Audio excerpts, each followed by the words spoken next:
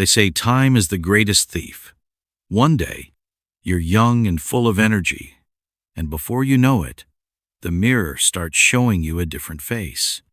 Wrinkles, gray hairs, and slower movements, signs that life has been lived, that days have come and gone. But let me tell you something. Getting older doesn't mean fading away.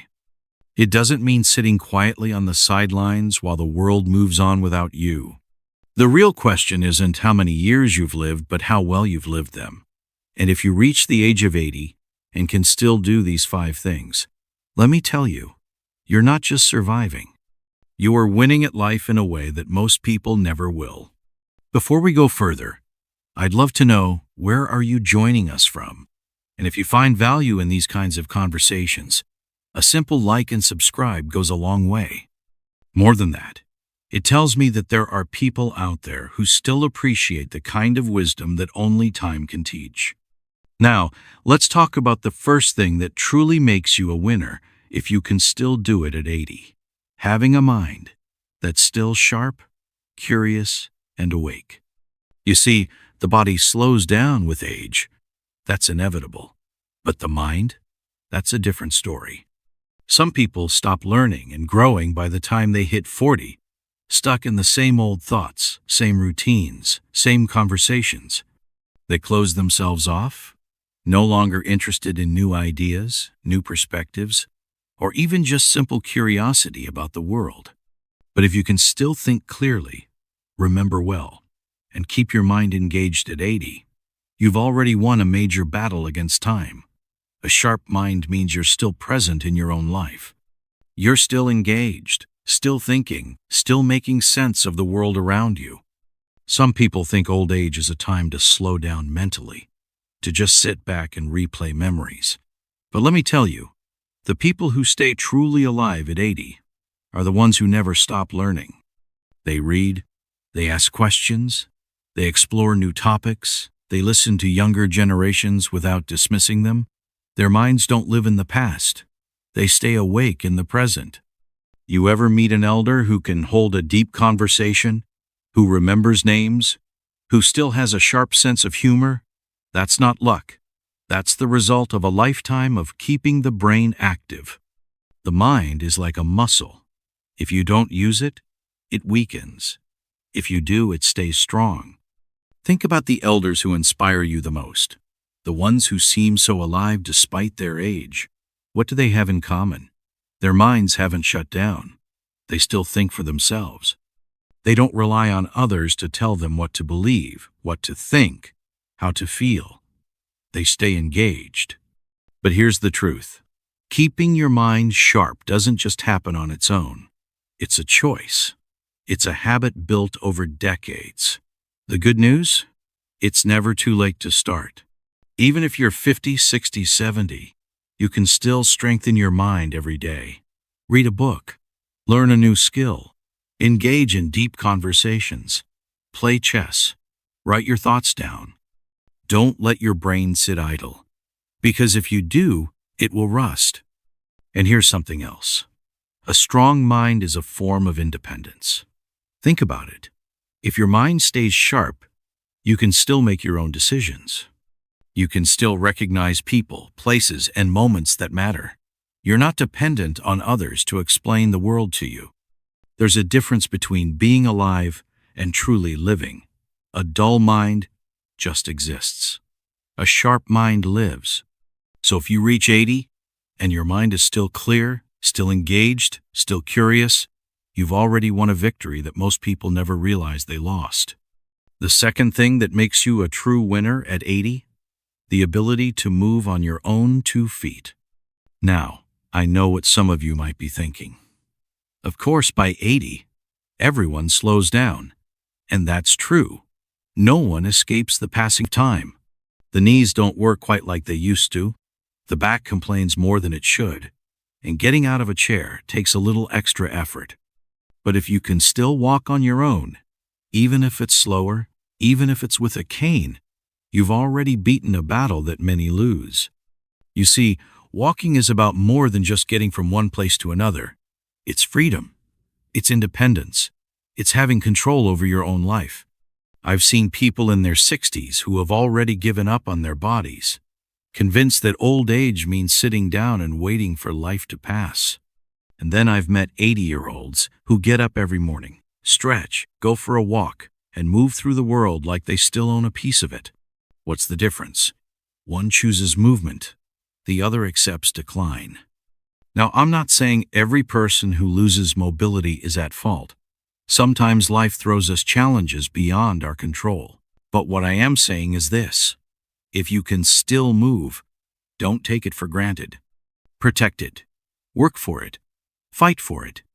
Because the moment you stop moving, the moment you let your body stiffen and weaken without a fight, that's when time wins. I remember an old friend of mine. He was 82, still took a walk every morning, still did his stretches, still moved like someone who refused to give in.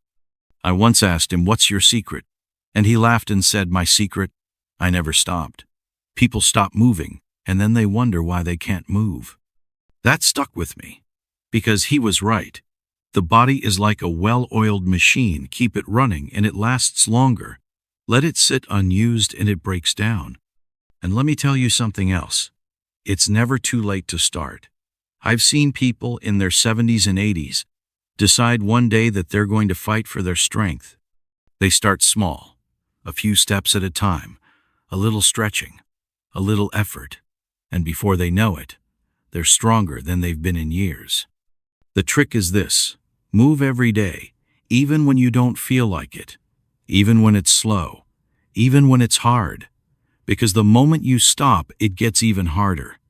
And let's not forget, movement is life. It's not just about walking. It's about standing up from a chair without struggling. It's about reaching for something on a shelf. It's about being able to dance, even if it's just swaying side to side in the living room. If you can still do that at 80, you haven't lost, you've won, because you've kept something that most people let slip away. And here's the thing about movement: it's not just for the body. It keeps the mind sharp, too. There's a reason why people who move often seem more alert, more awake. Because movement gets the blood flowing, gets the heart pumping, keeps the brain engaged. Now, you might be thinking, but I'm already getting older. Is it too late? And my answer is simple. It's never too late to move. Even if it's small. Even if it's just lifting your arms, rolling your shoulders, stretching your legs. Every little bit counts. I want you to imagine this. You're 80. You wake up in the morning and you stand up on your own. You take a slow, steady walk outside. You feel the air, the ground beneath you. You move, not because you have to, but because you can. That's winning. That's living. And if you can still do that at 80, you're ahead of the game. Now, we've talked about the mind. We've talked about the body.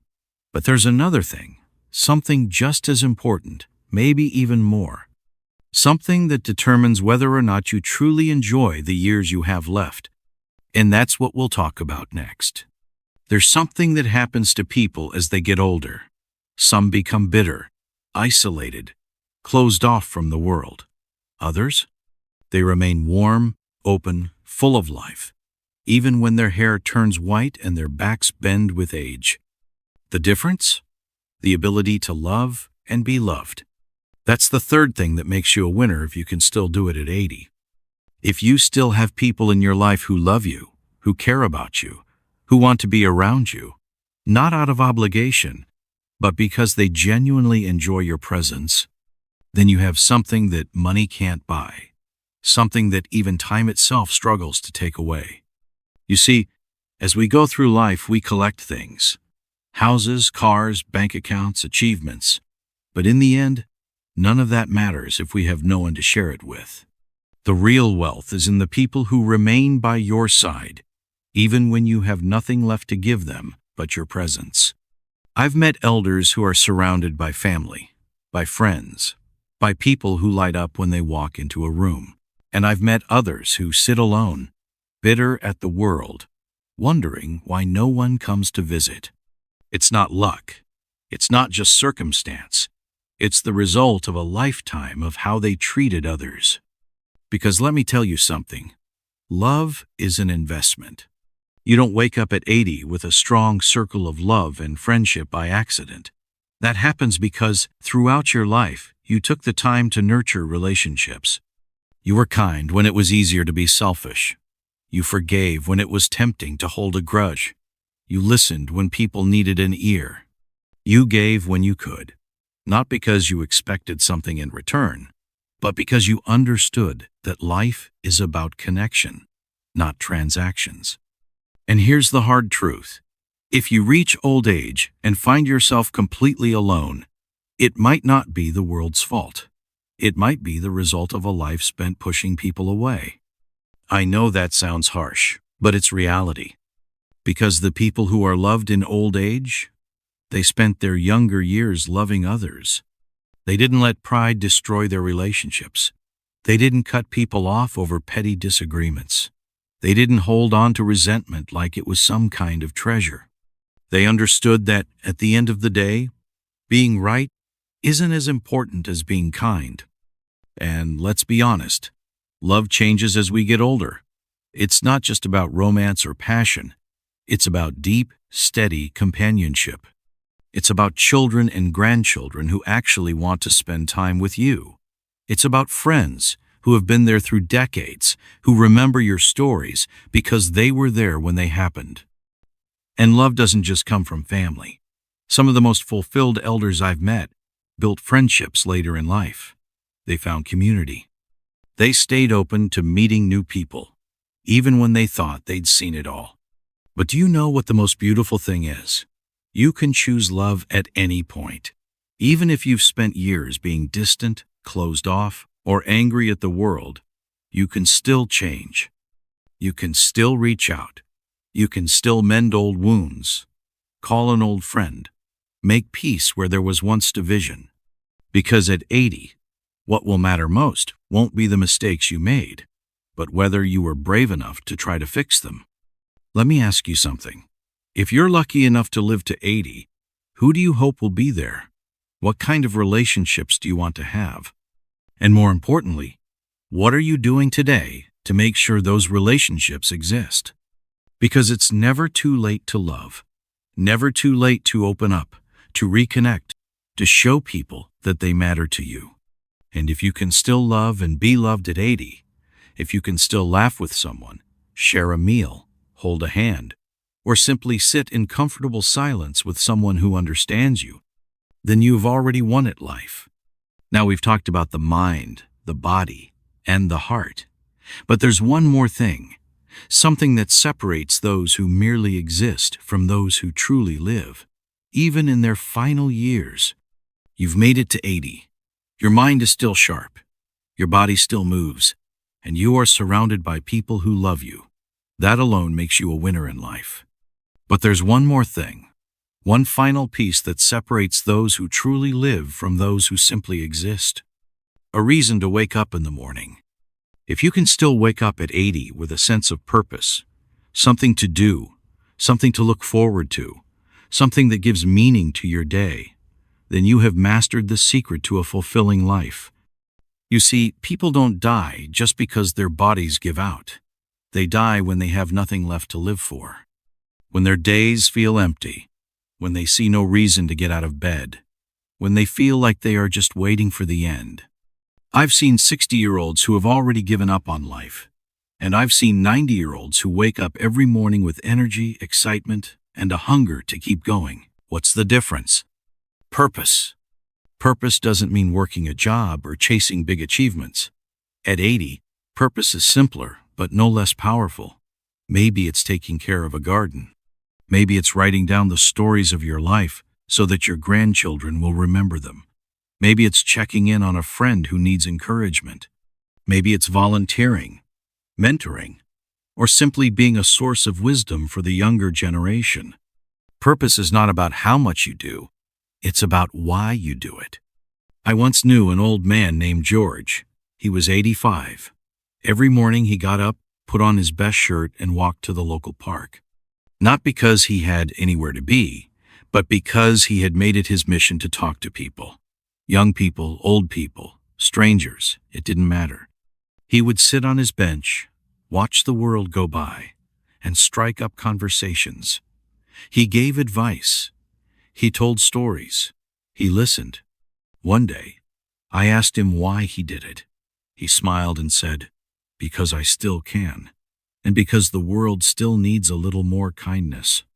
That was his purpose. It wasn't big. It wasn't flashy. But it kept him alive in a way that most people aren't, even when they're much younger. And that's the thing. Purpose is what keeps the soul from growing old. Think about the elders who inspire you the most, the ones who seem to have a spark even in their later years. They all have something in common. They are still engaged with life. They don't sit around feeling sorry for themselves. They don't spend their days complaining about how things used to be better. They don't just count the days. They make the days count. And here's the truth. Purpose is something you choose. It's not given to you. It's not assigned. You decide. Even if you're 80 and you feel like you have nothing left to give, that's not true. You have a lifetime of experience, wisdom, and perspective that younger generations desperately need. You have skills, stories, and lessons that can make a difference. And if nothing else, you have the ability to bring a little bit of light into someone else's day.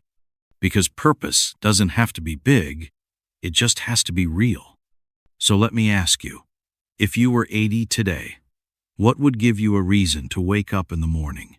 What would make you feel like your life still mattered? Because here's the secret. You don't have to wait until 80 to start living this way. You can start now. Keep your mind sharp. Keep your body moving.